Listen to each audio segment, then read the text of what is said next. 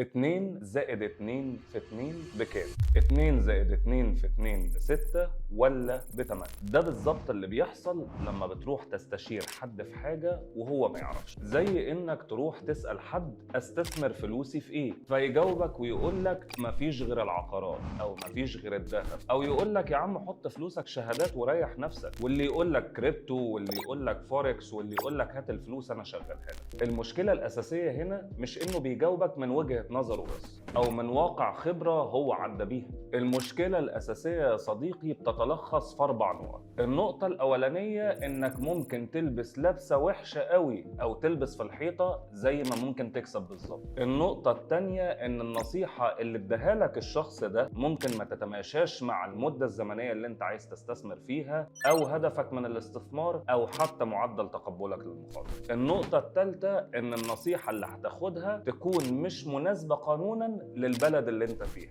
زي إن حد يقول لك تعالى شغل لك فلوسك في الكريبتو اللي هو أصلا غير مشرع في مصر. النقطة بقى الرابعة والأهم إن ممكن يتنصب عليك وما تشوفش الفلوس بتاعتك تاني. الخلاصة إنك ما تاخدش نصيحتك من أي حد، لا موظف البنك ولا المستشار العقاري ولا حتى ابن خالتك ولا أي حد ينفع يديك نصيحة ويقول لك تستثمر فلوسك كلها في إيه إلا من رحم ربي، أو لو كان عنده العلم والمعرفة والخبرة الكافية إن هو يديك الحاجة اللي تنفعك وإنت كمان تستفيد منها، مش هو اللي يستفاد منها. قول لي بقى 2 زائد 2 في 2 بكام؟